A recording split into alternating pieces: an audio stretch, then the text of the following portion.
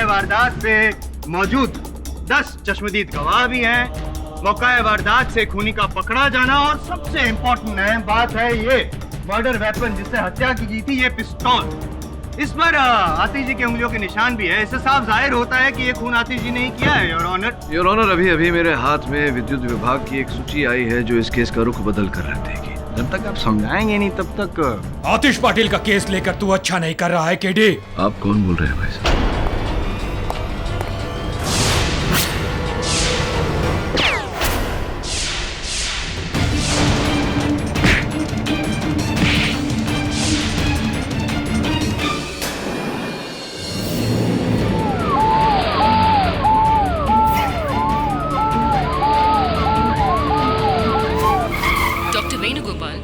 आपकी सर्जरी में सख्त जरूरत है। Doctor Prakash, you are wanted at the casualty ward urgently. जल्दी करो।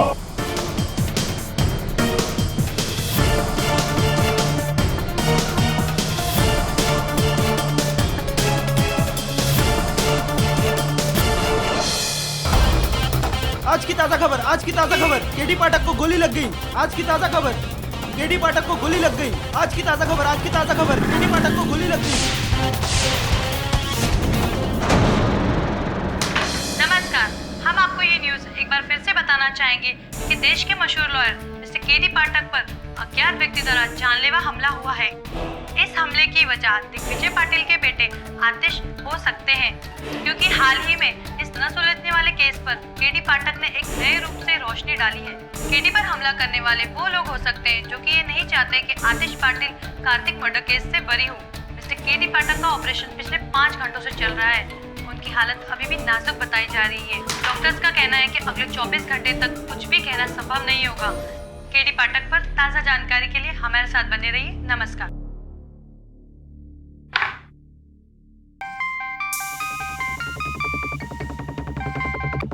हेलो। अरे एक मामूली सा काम नहीं होता तुझसे? अरे मैंने उसको बराबर गोली मारा सीने पे, साला बच गया। किस्मत अच्छी थी उसकी। अरे कोशिश करने के पैसे दिए थे क्या तुझे? अरे केडी बच गया तो क्या हुआ, हालत देखिए उसकी कितनी खराब है। देखो केस का फैसला होने से पहले वो कोर्ट जा नहीं पाएगा। अरे तू जानता नहीं है केडी को, कुछ भी कर सकता है वो। चल एक काम कर, अब कुछ दिनों तक घर से बाहर मत निकल, समझ गया?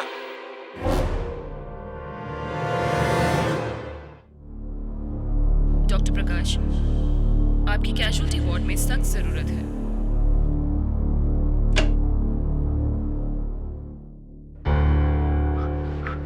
डॉक्टर, केडी को होश आ गया। Thank God. क्या हम केडी सर से मिल सकते हैं? आप लोग मिल सकते हैं।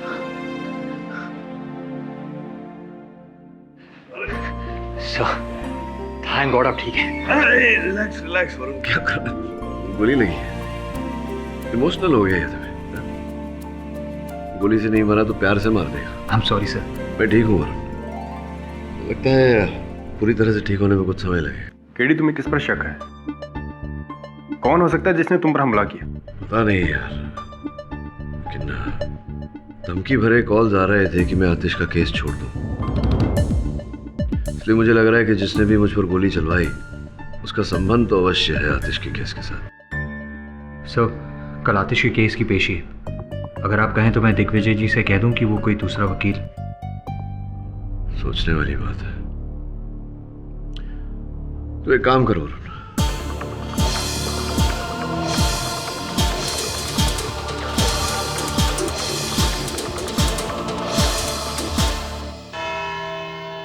मिस्टर आतिश, जब आप जानते हैं कि मिस्टर केडी अस्पताल में भर्ती हैं, तो आपने अपना केस लड़ने के लिए किसी दूसरे वकील को नियुक्त क्यों नहीं किया?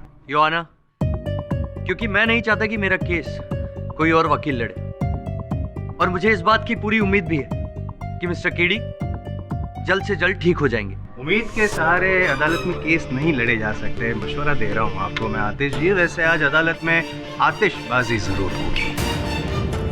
योर ऑनर, आतिश जी ने इसी पिस्तौल से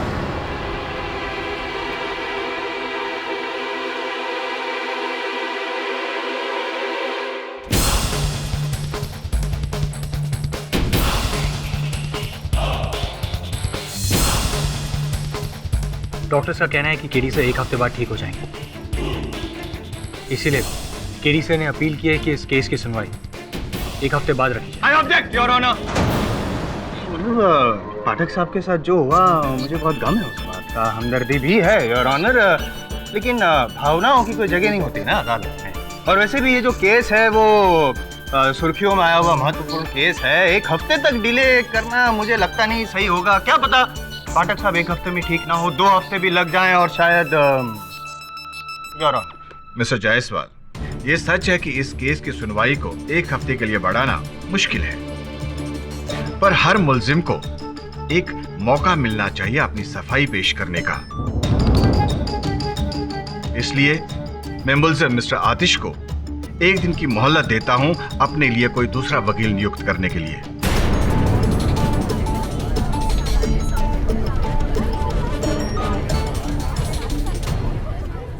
इस केस की अगली सुनवाई कल होगी, तब तक के लिए अदालत मुलतवी की जाती है।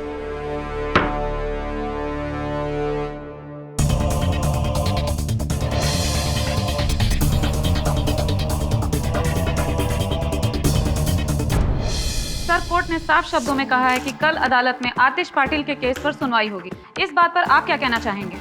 मुझे जो भी कहना है अब अदालत में ही कहूंगा। सर, आपको लगता है आप इस हालत में कोर्ट में जाकर केस लड़ सकेंगे? क्यों? मेरी हालत बिल्कुल ठीक है, पूर्ण रूप से स्वस्थ हूँ मैं, और कल आतिश पाटिल को अदालत में बचाने के लिए मैं अवश्य उपस्थित रहूंगा। No more questions please. आप देख सकते हैं हम इस वक्त सिटी हॉस्पिटल में मौजूद हैं, जहां पर केडी ने साफ शब्दों में कहा है कि वो अब पूर्ण रूप से स्वस्थ हैं और कल कोर्ट जाकर आतिश पाटिल के केस में जरूर हाजिर होंगे। इस खबर को सुनकर आतिश पाटिल और दिग्विजय पाटिल को जरूर राहत मिली होगी, पर हमलावर जरूर सदमे में होगा, क्योंकि एक बात तो तय है कि हमला करने वाला ये नहीं चाहता कि केडी आतिश का केस लड़े, जो कि अब कल केडी ही लड़ेगा। कैमरामैन नितिन के साथ अंजलि छाबड़िया, SK न्यूज़।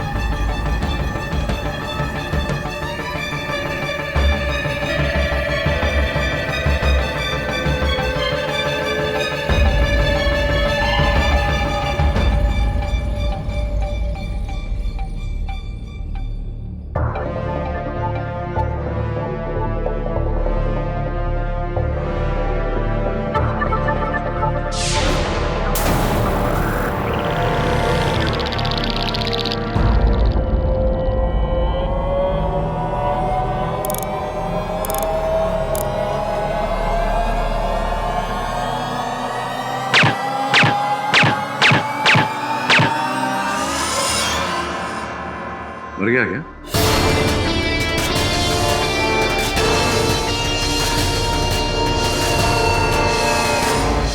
मुझे नहीं लगता इससे कोई लाभ होगा। जहां तक मेरा ज्ञान है, इस पिस्तौल में सिर्फ 6 ही गोलियां आती है। वो तो चला चुके ना।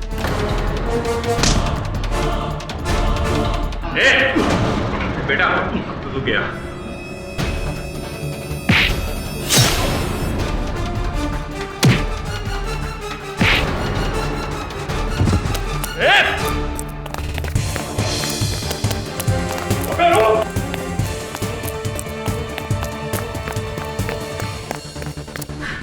I'm okay.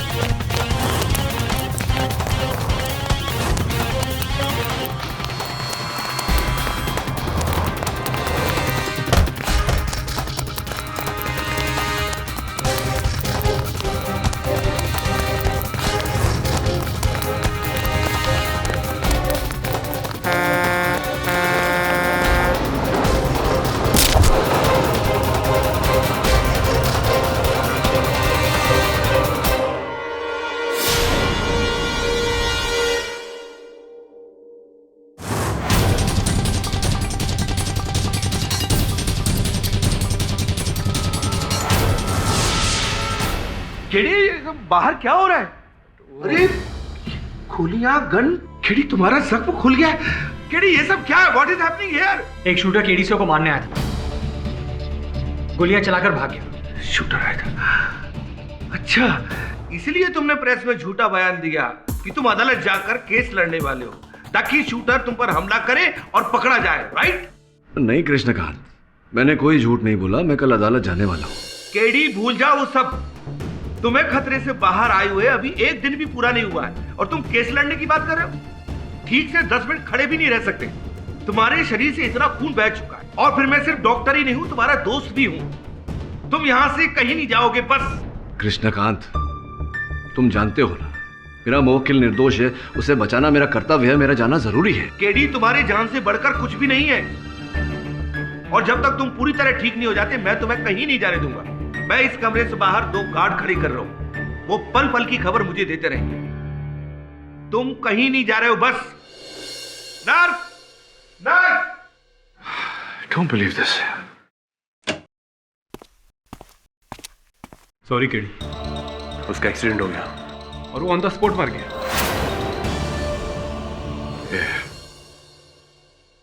पता लगवा कौन था? कोई सुराग मिला उसकी बॉडी में से? हाँ, एक मोबाइल मिला है।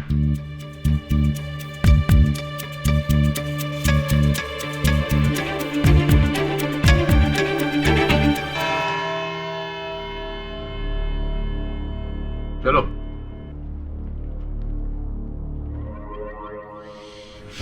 बार घड़ी देखने से समय बदलेगा नहीं, बुरा वक्त शुरू हो गया है आपका। क्या हुआ कि दूसरा वकील नियुक्त किया आपने या मैं मदद करूं? जयसवाल साहब, शायद आपने आज की न्यूज़ पढ़ी नहीं है। केडी साहब टाइम पे पहुंच जाएंगे, समझे? टाइम तो हो चुका। फाटक साहब कहाँ है? फाटक साहब नहीं आने वाले। ला भाई, केस पेपर दो मुझे। अरे दूसरी एक बात दिग्विजय जी, कल की न्यूज़ आप पढ़ लीजिएगा। आपके बेटे आतिश को फांसी की सजा।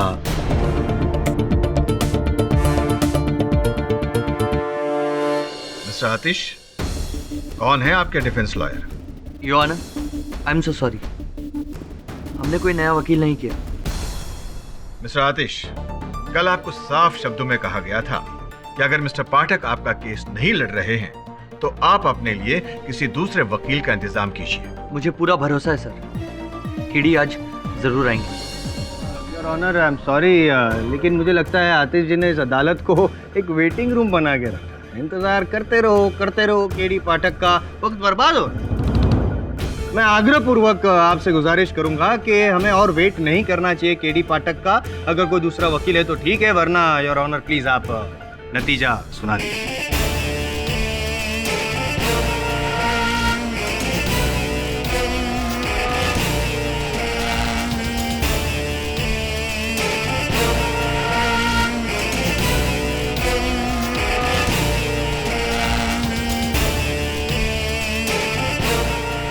पाठक साहब, कैसी तबीयत आपकी? योर ऑनर, देर से आने के लिए क्षमा चाहता हूँ, और वो कहते हैं ना, देर आए दुरुस्त है। माफ कीजिएगा पाठक साहब, आप दुरुस्त नहीं आए, सिर्फ देर से। और योर ऑनर, देर से इस अदालत में आना नियमों के विरुद्ध है। मैं मानता हूं कि अदालत में देर से आना नियमों के विरुद्ध है, लेकिन गलत फैसला सुनाना नियमों के उल्लंघन से ज्यादा शर्मनाक बात होगी। इसलिए अदालत की कार्रवाई शुरू की जाए। न्यायाधीश महोदय की बात दुरुस्त है। योर ऑनर, मेरे देर से आने का कारण ये है कि मुझ पर गोलियां चलाई। एक्सक्यूज मी योर ऑनर, लेकिन शायद याद दिला दूं मैं पाठक साहब आपको कि यहाँ पे केस चल रहा है आतिश पे खून के इल्जाम का। आप पे किसने गोलियां चलाई वो बाद में मुझ पर गोलियां चली है, इसका सीधा साधा संबंध आतिश के केस के साथ है। अगर मैं अदालत में ये साबित कर दूं तो, अगर आप अवसर दें तो साबित करना चाहूंगा। योर ऑनर, एक ऐसा व्यक्ति जिसका मुझ पर चली हुई गोलियां और आतिश पर चल रहे केस, और दोनों बातों से गहरा संबंध है। मिस्टर दिग्विजय पाटिल के पीए मिस्टर अश्विन जोशी। हाँ तो सॉरी अश्विन जोशी साहब, ये कितने वर्ष हो गए आपको दिग्विजय पाटिल साहब के साथ? पिछले 10 साल से। ऐसी। और उससे पहले क्या करते थे? उससे पहले मैं उनके बड़े भाई साहब श्री सूरज पाटिल साहब का पीए था। सूरज पाटिल? जी। गौरांग के पिता? जी। उनके देहांत के बाद जब मिस्टर दिग्विजय पाटिल हमारे पार्टी प्रेसिडेंट बने तो मैं उनका पीए बन गया। लोगों का कहना है कि आप न केवल पाटिल साहब के सबसे निकट के व्यक्ति हैं, आप उनके सलाहकार भी हैं। जी। समझ में नहीं आ रहा है योर ऑनर के पाठक साहब जोशी जी का बायोडेटा क्यों पेश कर रहे हैं आप? ये जानने के लिए योर ऑनर की क्या कारण है कि जोशी साहब नहीं चाहते कि इस केस से आतिश बरी हो?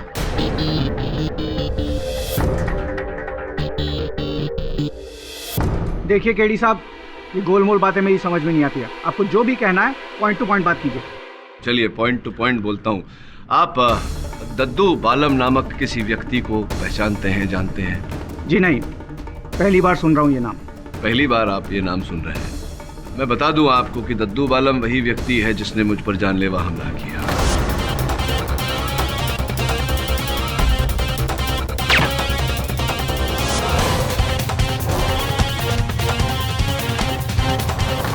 किया होगा, मैं क्या कर सकता हूँ इसमें? नहीं, आप कर क्या सकते हैं वो बात की बात है।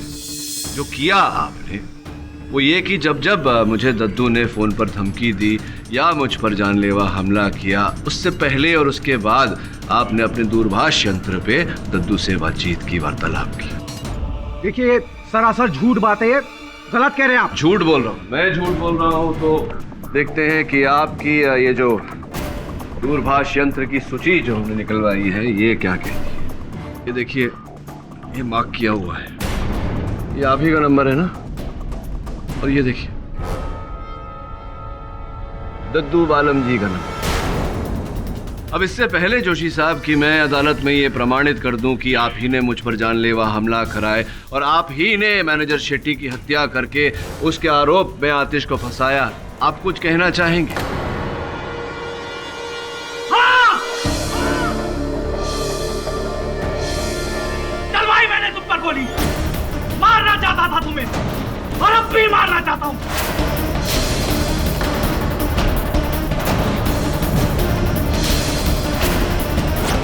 ये तो बताइए कि आपने बेचारे मैनेजर शेट्टी को क्यों मारा? उसे नहीं मारा मैंने। अच्छा, विचित्र बात है, मुझी से भूल हो गई लगता है। मैंने सोचा कि आप नहीं चाहते थे कि मैं प्रमाणित करूं अदालत में कि आपने मैनेजर शेट्टी की हत्या की, इसलिए आपने मुझे मारना चाहा। मारना तो चाहता हूं तुम्हें। क्यों? क्योंकि मैं नहीं चाहता कि तुम इस आतिश को निर्दोष साबित करो और वो इस केस से छूटे।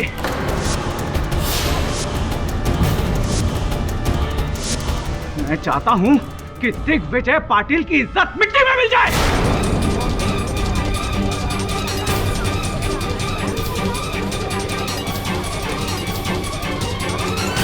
धोखेबाज, अस्तिन के सांप, छोड़ूंगा नहीं मैं तुझे। छोड़ कर। Order order. हाँ हूँ धोखेबाज, हूँ आस्तीन का सांप। आपकी तरह सच्चाई और ईमानदारी का पुतला नहीं हूं मैं। क्या किया क्या आपने? हाँ, क्या आज तक मेरे लिए? ये हमारे शिंदे साहब आपकी वजह से छोड़कर गया पार्टी, आपकी ईमानदारी की वजह से। सिर्फ अपनी पार्टी और अपना बेटा यही दिखाई देते हैं आपको, हम में से कोई दिखाई नहीं देता है आपको। जोशी साहब, जोश छोड़िए और शांत हो जाइए। ये बताइए कि ये बैर जो है आपके मन में दिग्विजय पाटिल साहब के लिए, इसका कारण क्या है? क्यों है आपके मन में? दुश्मनी कोई नहीं थी सर, कोई बैर नहीं था। 10 साल ईमानदारी से सेवा की इनकी। अपनी अकल से, अपनी सूझबूझ से इन्हें सलाह दी, जिसके बल पर आज ये मिनिस्टर बने। बदले में कुछ नहीं मांगा मैंने इनसे, सिर्फ एक बार एक छोटी सी चीज मांगी थी। पाटिल साहब, एक बात करनी थी आपसे। बोलो जोशी। हो सकता है आपको थोड़ा अजीब लगे, आप ये सोचे कि ये जोशी क्या बोल रहा है। अरे बात करो तो सही, फिर सोचेंगे। पाटिल साहब, मैं अपने क्षेत्र से एमएलए का चुनाव लड़ना चाहता हूँ, तो अगर आप मुझे पार्टी का टिकट दिलवा दे तो। जोशी, मैंने कभी सोचा ही नहीं था कि तुम चुनाव लड़ने में दिलचस्पी रखते हो। अब तरक्की की मंशा तो हर किसी के मन में होती है पाटिल साहब, अगर ये मंशा मेरे मन में भी है तो इसमें बुरा क्या है? बात बुरे की नहीं है, हर इंसान अलग कार्य के लिए बना है। अगर तुम चुनाव जीत भी जाओगे, लेकिन क्षेत्र को संभाल नहीं पाओगे हैं? अरे पाटिल साहब, लेकिन एक मौका तो दीजिए मुझे। बात मौके की नहीं है, क्षेत्र की जरूरत की है। और इस वक्त तुम्हारे सावंतवाड़ी क्षेत्र के लिए किसी युवा नेता की जरूरत है, समझे? मैं ये टिकट तुम्हें नहीं दिला पाऊंगा। जिस दिन से दिग्विजय साहब पार्टी में प्रेसिडेंट बनकर आए हैं, उस दिन से लेकर आज तक सिर्फ उनका पीए बनकर रहा हूं मैं। एक पैसे की तरक्की नहीं हुई है मेरी। और अगर आतिश पर यह हत्या का आरोप सिद्ध हो जाता तो आप एमएलए बन जाते। वो सब नहीं जानता मैं। पता है आपको, आप जानते थे कि आपको टिकट कैसे मिलने वाली है, क्योंकि बेचारे आतिश को फंसाकर कोई सीधा सीधा फायदा तो था नहीं आपका। किसी के कहने पर आपने मैनेजर शेट्टी की हत्या की है।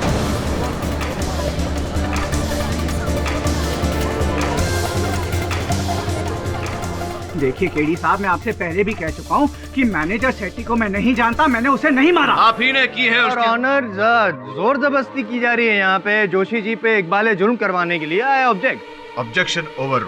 योर ऑनर, मैं कोई जबरदस्ती नहीं कर रहा, कोई दबाव नहीं डाला। जोशी साहब के फोन की इस सूची से ये पता चलता है कि मैनेजर शेट्टी की हत्या के 15 मिनट पहले इन्होंने विरोधी दल के नेता महेश शिंदे साहब को फोन किया था। यह सीधा सीधा संकेत है योर ऑनर इस बात का कि मैनेजर शेट्टी की हत्या में जोशी और शिंदे दोनों का हाथ है।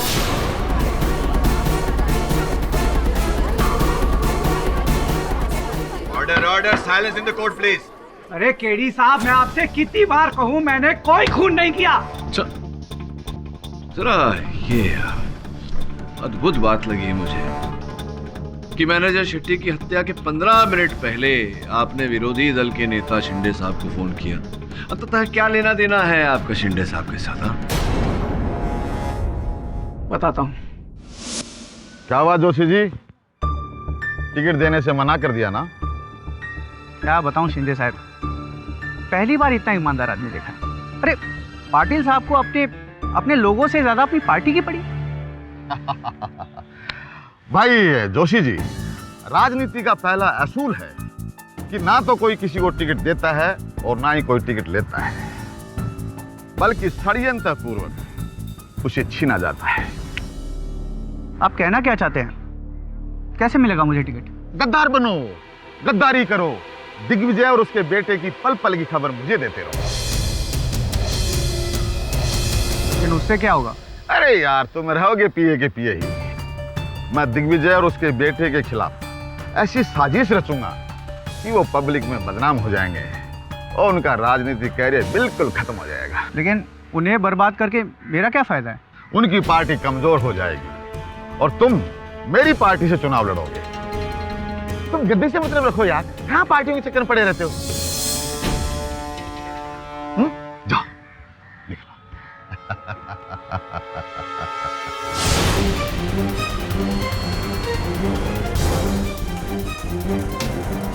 और बस उस दिन से मैं शिंदे साहब को आतिश और दिग्विजय साहब की पल पल की खबर देने लगा। और कत्ल वाली रात को भी मैंने शिंदे साहब को फोन किया था। आपने इन्हें फोन ये बताने के लिए किया था कि आतिश डैफोडिल्स क्लब जा रहा है। अरे केडी साहब, मैं आपसे कितनी बार कह चुका हूं कि इस मर्डर में मेरा कोई इन्वॉल्वमेंट नहीं है। ये मर्डर अगर किसी ने किया है तो शिंदे साहब ने किया है। ए जोशी, अपनी औकात में रह के बात कर। आप इनकी बात मत सुनिए सर। आप जानते नहीं है कितने खतरनाक आदमी है। आप पर ये जो गोली चलवाई गई है ना, उस आदमी का नंबर भी इन्होंने दिया था मुझे। जोशी चुप! और ये सब मुझे फंसाने की साजिश है। मैं भला किसी का मर्डर क्यों करूंगा? Order order, silence please. Your honour, मैं मिस्टर महेश शिंदे को कटघरे में बुलाने की अनुमति चाहता हूं। योर ऑनर, पाठक साहब पहले भी शिंदे जी को यहाँ पे कटघरे में बुला चुके हैं और आतिश खुद कह चुका है कि जब वो डैफोडिल्स पब में अंदर घुस रहा था तब उसने खुद शिंदे जी को पब से बाहर निकलते हुए देखा है। योर ऑनर, नए साक्ष्य की रोशनी में प्रश्न भी नए। Objection over. शिंदे साहब, ऐसा कहा जाता है कि आप दिग्विजय पाटिल साहब के बड़े भाई सूरज पाटिल साहब के बहुत करीब थे, बहुत चहीते थे उनके। जी हाँ, वो मेरे राजनीतिक गुरु थे। जब दिग्विजय पाटिल साहब दल के प्रधान बने तो दल छोड़ क्यों दिया? क्योंकि मैं इनके विचारों से खुश नहीं था। विचारों से खुश नहीं थे या इनकी ईमानदारी से खुश नहीं थे? क्या ये सत्य नहीं है कि जब इन्हें पता चला कि जनता में आपकी छवि मैली है तो इन्होंने आपको टिकट देने से इनकार कर दिया? यही कारण था कि आपने इनके साथ दुश्मनी कर ली। एक्सक्यूज मी पाठक साहब, क्यों पाठक साहब आवेश में आके किए गए एक साधारण मर्डर को आप कोई भी हत्या साधारण नहीं होती मिस्टर जायसवाल, विशेषकर मैनेजर शेट्टी की हत्या योर ऑनर, क्योंकि इस हत्या से आतिश पाटिल और दिग्विजय पाटिल का नाम मट्टी पलित हो जाता और इसका सबसे अधिक लाभ शिंदे साहब। मान लीजिए कि अगर ये बात सही भी है तो क्या ये काफी नहीं है साबित करने के लिए शिंदे जी ने आतिश को फंसाया है? अगर मैं ये साबित कर दूं कि शिंदे साहब का कथन कि ये डैफोडिल्स पब से हत्या के आधे घंटे पहले निकल गए थे ये वाक्य झूठ है तो क्या कहेंगे? मैं ये कहूंगा कि आप ही से सीखा है पाठक साहब कि बोलो मत करो। करूं? चलिए बताइए कि जब आपने प्रस्थान किया डैफोडिल्स पब से तो किस प्रकार अपने वाहन में गए थे आप, अपनी ही गाड़ी में? क्या मतलब? नहीं, मतलब ये है कि होता है कभी कभी कुछ खराबी आ जाती है गाड़ी में तो व्यक्ति टैक्सी, रिक्शा, बस, पैदल, साइकिल आदि ऐसा कोई और वाहन का प्रयोग करता है, उपयोग करता है। आप कैसे गए थे? अब ऐसा कुछ नहीं है, मैं अपनी कार से गया था। तो फिर ऐसा कैसे हुआ शिंदे साहब कि आपकी गाड़ी हत्या के आधे घंटे बाद तक डैफोडिल्स पब के पार्किंग लॉट में ही खड़ी थी?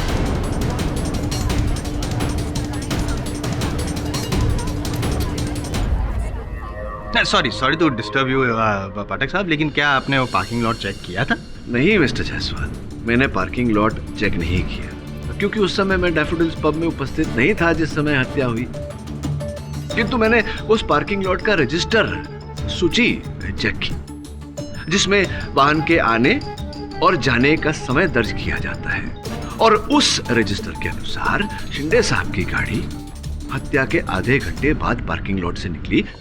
तो बताइए शिंदे साहब, आपके कथन के अनुसार आप हत्या के आधे घंटे पहले ही वहां से निकल गए थे, तो हत्या के आधे घंटे बाद तक आपकी गाड़ी पार्किंग लॉट में क्या कर रही थी? अब याद आया नेताजी बताइए। जज साहब, एक्चुअली मैं मेरी कार में बैठने जा ही रहा था कि मेरे पार्टी का एक कार्यकर्ता मिस्टर मजूमदार वहाँ मेरे पास आ गए और वो मुझे पार्टी के सिलसिले में कुछ बातें करने लग गया। हम वहीं जो कार पार्किंग है वहीं पे खड़े होकर के 1 घंटे तक बातचीत करते रहे। इतने बड़े मंत्री होकर पार्किंग लॉट में अपने कार्यकर्ता से बातचीत करते रहे? पार्टी का मामला, पार्टी का मामला जी। मुझे क्यों ऐसा लग रहा है कि आप कहानी बुन रहे हैं? जी, ये कहानी नहीं है। आप चाहें तो मैं मजूमदार को यहाँ अदालत में बुला सकता हूँ जो ये बयान दे सकता है कि मैं उनके साथ 1 घंटे तक वहाँ चर्चा कर रहा था। सॉरी एक और बार डिस्टर्ब कर रहा हूँ, सॉरी। और मानना पड़ेगा कि आप काफ़ी पैतरे आजमा रहे हैं। इस ऐसी तबीयत के बावजूद भी काफ़ी मेहनत कर रहे हैं लेकिन साबित नहीं कर पाए सर आप कि आतिश के अलावा किसी और ने खून किया है। मुझे लगता है योर ऑनर अदालत का वक्त बर्बाद किया जा रहा है। मैं रिक्वेस्ट करूँगा कि आप फैसला सुना दीजिए। मिस्टर पाठक, कोई और सबूत पेश कीजिए। आपके सबूतों से यह साबित नहीं हो पा रहा है कि खूनी आतिश नहीं कोई और है। अगर आपके पास सबूत हैं तो ठीक, वरना यह अदालत अपना फैसला सुनाएगी।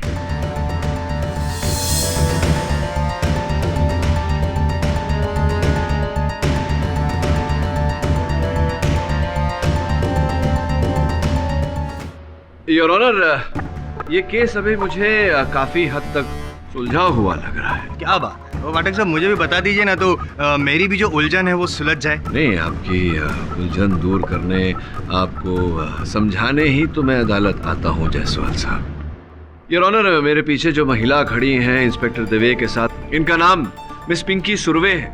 ये दिग्विजय पाटिल साहब के दल की कार्यकर्ता है। कई दिनों से हम इन्हें खोजने का प्रयास कर रहे थे किंतु असफल रहे। इसका कारण ये है कि ये फरार थी। मैं मेरी केस स्टडी की बात कर रहा हूँ। केस स्टडी के हिसाब से उस रात डैफोडिल पब में 1 अप्रैल को इस नामक कोई व्यक्ति थी नहीं। जायसवाल साहब, अंधेरा था। अंधेरे में कौन आया कौन गया इसका वर्णन तो आपकी केस स्टडी में अवश्य नहीं होगा, किंतु रजिस्टर के अनुसार मिस पिंकी सुर्वे वहाँ रात को 1 बजे से लेकर 2:30 बजे तक उपस्थित थी। 1 बजे से लेकर 2:30 बजे तक उपस्थित थी। 50 लोग और भी उपस्थित थे, तो क्या सभी ने? 50 लोगों में से कुछ लोग ही आतिश के लिए अपने मन में बैर रखते हैं योर ऑनर। उनमें से एक मिस पिंकी सुर्वे है। मैं मिस पिंकी सुर्वे को कटघरे में बुलाने की अनुमति चाहता हूं। अनुमति है। तो मिस सिरवे बताइए कि आपने दिग्विजय जी की पार्टी क्यों छोड़ दी थी? दिग्विजय जी की पार्टी में रहकर काम करने का मेरा मन नहीं कर रहा था, इसलिए मैंने पार्टी छोड़ दी। ऐसी मन नहीं कर रहा था या कोई और कारण था? क्योंकि दिग्विजय जी ने बोला है कि सबके सामने सबको बोलकर सबकी सहमति लेकर उन्होंने आपको पार्टी से बेदखल किया। उनके बोलने से क्या होता है? वो कोई भगवान है? जो वो बोलेंगे वही सच होगा। मैंने अपनी खुशी से पार्टी छोड़ी थी। खुशी से छोड़ी थी तो फिर आपने वो रिपोर्टर क्या नाम था, मुंशी रिपोर्टर को आपने अपने कथन में कहा था कि आतिश जी आपको पार्टी में बड़ा पद दिलवाने का लालच देकर आपके साथ बदसलूकी कर रहे थे, आपका अपमान कर रहे थे, और आपने जब अपने हक के लिए आवाज उठाई तो आपको पार्टी से निकाल दिया गया। ऐसा कहा था आपने। अब वो बात सच है जो आपने रिपोर्टर से कही थी या ये बात सच है जो आप मुझसे कह रही? हाँ, ये सच है कि आतिश ने कई बार मेरी मजबूरी का फायदा उठाया है। हाँ, और इसी कारण आपके मन में आतिश जी के लिए बैर पैदा हो। चलो हुआ तो हुआ। ये बताइए कि आपने मैनेजर शेट्टी की हत्या करने की योजना कैसे रची? रची तो रची, लेकिन हत्या के बाद आप फरार हो गई, शहर से ओझल हो गई, लापता हो गई। यहाँ तक कि समन्स भेजने के बाद भी आप पिछली पेशी में उपस्थित नहीं हुई। चलिए, नहीं हुई तो नहीं हुई। ये बता दीजिए कि डैफोडिल्स पब से जुड़ा हुआ जो होटल है वहाँ आप दाखिल हो गई, प्रवेश कर लिया आपने, लेकिन कहीं आपके नाम की कोई नोंद नहीं हुई, जिक्र नहीं हुआ, आपको किसी ने देखा नहीं। ये कैसे संभव हो गया? मुझे क्या पता कि किसी ने मुझे वहाँ क्यों और कैसे नहीं देखा। मैं बताऊं? देखिए, आपने पहले ये योजना रची। आपने कार्तिक से कहा कि चाहे जो हो जाए आतिश को दारू नहीं देना। आप जानती थी कि आतिश अपने साथ अपना रिवॉल्वर रखता है। आप जानती थी कि जैसे ही कार्तिक शराब देने से मना करेगा, आतिश अपने रिवॉल्वर का उपयोग करेगा। आप जानती थी कि ऐसा होगा। आपने किसी और व्यक्ति को नियुक्त किया था जो उसी समय बिजली काटने वाला था, वहां अंधेरा करने वाला था, और जैसे ही वहां अंधेरा हुआ आप घुसी और आपने आतिश के रिवॉल्वर द्वारा मैनेजर शेट्टी पर गोली चलाकर उसकी हत्या की।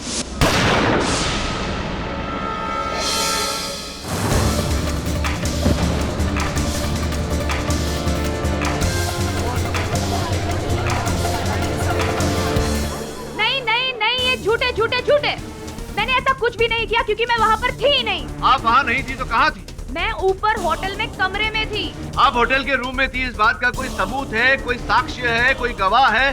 कैसे साबित करेंगे कि आप होटल के रूम में थी, डैफोडिल्स पब में नहीं थी उस समय? मेरे साथ उस वक्त होटल के कमरे में मिस्टर महेश शिंदे मौजूद थे।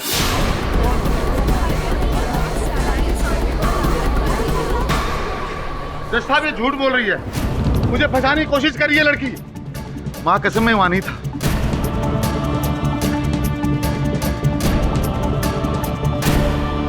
इनसे भयभीत होने की कोई आवश्यकता नहीं। आप विस्तार में बताइए, क्या हुआ था उस सर, मेरा मतलब सिर्फ टिकट पाना था, किसी का मर्डर करना नहीं। मैं जानता हूँ मिस सुरभि कि आप किसी की हत्या करने का उद्देश्य नहीं था आपका। आपने किसी की हत्या की नहीं है। मैं ये भी जानता हूँ कि उस रात आप पब में नहीं, होटल के कमरे में ही थी। सिर्फ ये जानना चाहता था कि किसके साथ आप थी, इसलिए दबाव डाला। अब केवल ये जानना बाकी है योर ऑनर कि ये उस कमरे में पहुंची कैसे, और ये जानने के लिए मैं मिस्टर महेश शिंदे को एक बार फिर कटघरे में बुलाना चाहता हूँ। अनुमति है। हाँ तो मिस्टर शिंदे, वो जो कार्यकर्ता जिसके साथ भेंट हुई थी आपकी पार्किंग लॉट में, वो मिस्टर मजूमदार नहीं, मिस सुरवे थी। जब इन सब बातों का पता चली गया है तो हाँ, ये सच है। और इस सच्चाई के पीछे छिपा हुआ बड़ा सच, वो भी तो जानना बाकी है।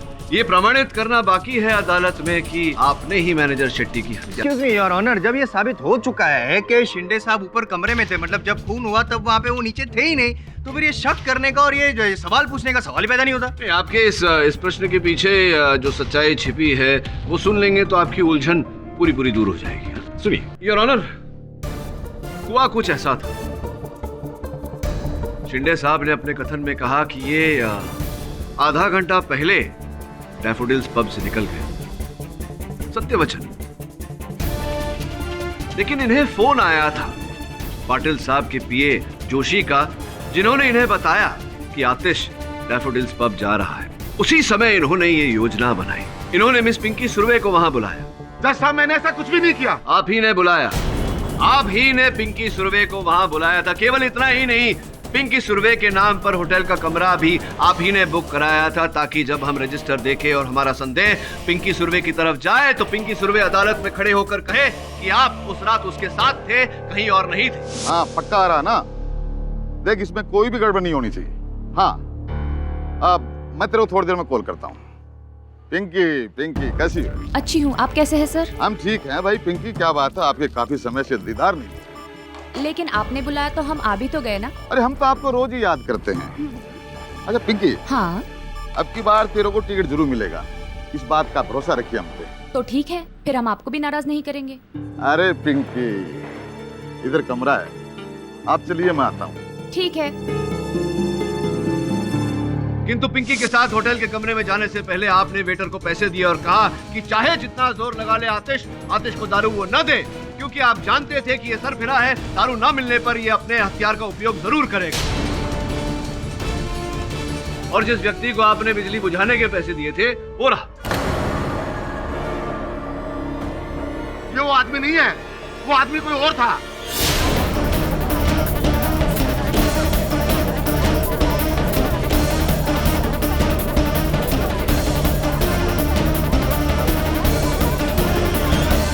मतलब आपने पैसे दिए थे किसी व्यक्ति को बिजली काटने के लिए। इसका अर्थ ये होता है शिंदे साहब की षड्यंत्र आपका रचा हुआ है। मैनेजर शेट्टी की हत्या आप ही ने की है। मैंने शेट्टी को नहीं मारा, लेकिन मैं जानता हूं कि शेट्टी को किसने मारा है। किसने की है बताइए।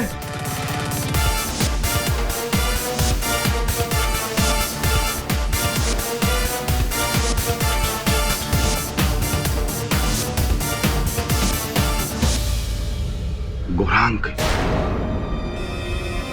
जोर से बोलिए। किस गौरांग ने?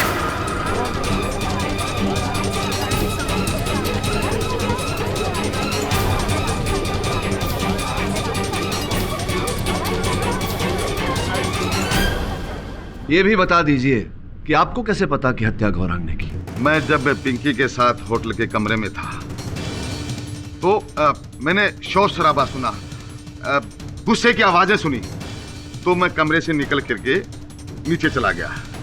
नीचे जाकर के मैंने देखा कि आतिश ने किसी को मार दिया है, किसी का खून कर दिया है। अब उसके बाद जब मैं वापस मेरे होटल के कमरे में आने लगा तो। हेलो दिवाकर, गौरांग बोल रहा हूँ। सुनो, तुम और तुम्हारे साथी रिपोर्टर्स जल्दी से डैफोडिल्स पब पहुंच जाओ।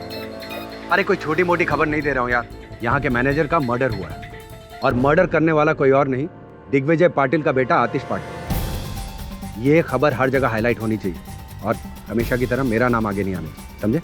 जल्दी से आ जाओ। हाँ शंकर, बहुत अच्छा काम किया तुमने, एकदम सही टाइम पे लाइट ऑफ। चलो, और सुनो, किसी को पता नहीं चलना चाहिए कि मैनेजर का मर्डर मैंने किया। नहीं पता पड़ेगा साहब। चलो अब गायब हो जाओ, दिखना मत। Come on. गौरांग, मुझे अभी पता चला कि आतिश ने पब में किसी का खून कर दिया है, लेकिन वो खून तूने किया है ये पता ना था। और ये बात अब तुम सबको बता दोगे? अरे ना, मुझे क्या पागल कुत्ते ने काटा है? तुम्हें फंसाने से मुझे क्या फायदा? हाँ, आतिश को फंसाने से मुझे बहुत ज्यादा फायदा होगा। मंत्री जी, रूम बुक करके आप यहाँ क्या कर रहे हैं? ओहो, टिकट बांटी जा रही है यहाँ पर? हाँ, तुम कमरे पर चलो, मैं भी आता हूँ। भाई ये तो नहले पे दहला हो गया। तुम हमारे राजदार और हम तुम्हारे। मैं चलता हूँ, इंतजार कर रही है।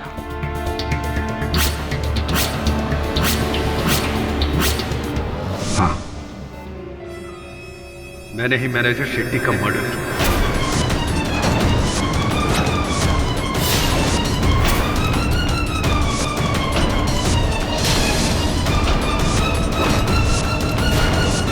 अगर मेरा बस चलता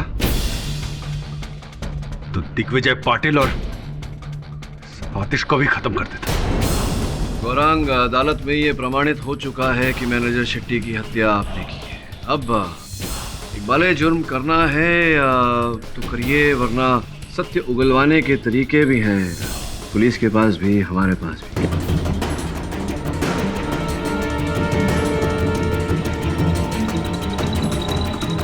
सत्य उगलवाने के तरीके भी हैं, पुलिस के पास भी, हमारे पास भी। क्या करना चाहेंगे आप? आतिश को फंसाने का प्लान मैंने पहले से ही तय किया हुआ था, इसीलिए मैं उसे डैफोडिल पब में लेके गया।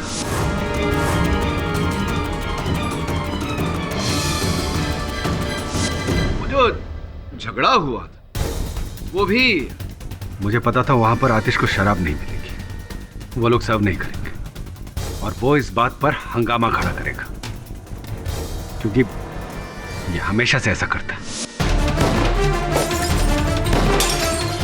रुकिए सर, रुकिए प्लीज, ऐसा मत कीजिए प्लीज।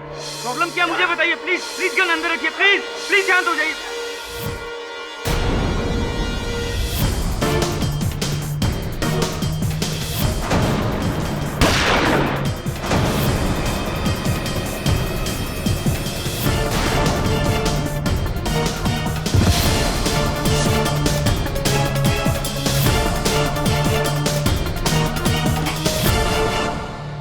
मैं तुझे बेटे जैसा समझा और तूने अपने काका को भी धोखा दिया। अरे कौन सा काका और कौन सा बेटा? तुम्हारे लिए कोई कुछ नहीं है, सिर्फ तुम्हारा बेटा है।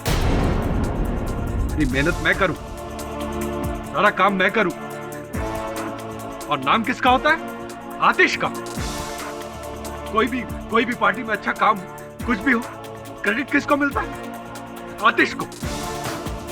कभी अपने भतीजे के बारे में सोचा तुमने? मैं हमेशा सोचता था कि तुम कभी तो मेरे दिल की बात समझो, लेकिन नहीं।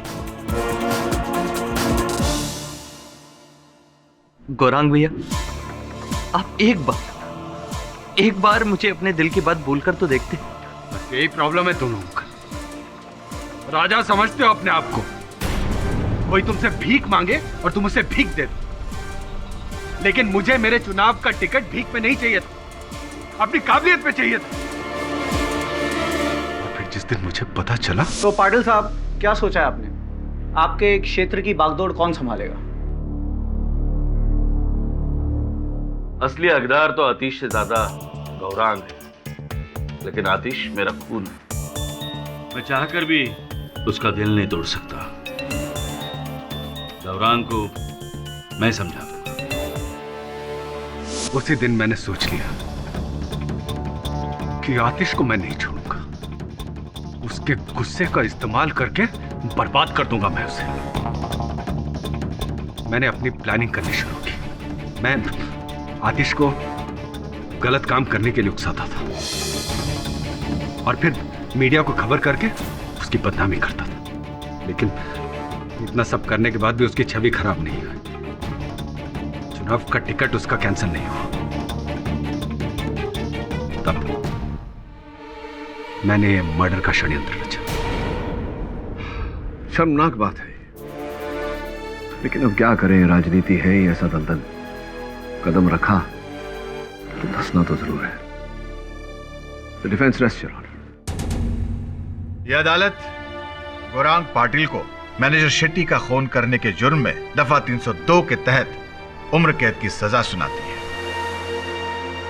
और महेश शिंदे को मिस्टर पाठक पर जानलेवा हमला कराने की जुर्म में दफा 307 के तहत 8 साल कैद की सजा सुनाती है और आतिश को खूनी करार ना देते हुए शराब पीकर किसी की जान लेने की कोशिश करने के जुर्म में 2 साल की सजा सुनाती है। The case is closed. Pathak साहब, मैं जानता था आप टोकेंगे। नहीं, टोक नहीं, इस बार रिक्वेस्ट है। अच्छा, रिक्वेस्ट कर रहे हैं? प्लीज करिए ना। क्या है, देखो आपको चोट लगी है तो मैं चाहता हूँ कि आप कुछ दिनों के लिए आराम करें। हाँ, मतलब कुछ दिनों के लिए अदालत में ना आए। मैं आराम करूं, अदालत में न आऊं, ताकि मैं एकाध केस तो जीत सकूं। जायसवाल साहब, चोट चाहे जितनी भी लगी हो, ये संभव नहीं कि मैं अदालत में न आऊं। क्यों? वो इसलिए क्योंकि मेरा कर्तव्य बनता है इनके प्रति, और मैं अदालत में ना आऊं ऐसा तो हो नहीं सकता। Am I right or am I right? और भी दिलचस्प कहानी देखने के लिए हमारे चैनल को सब्सक्राइब करें और बेल आइकॉन दबाना न भूलें।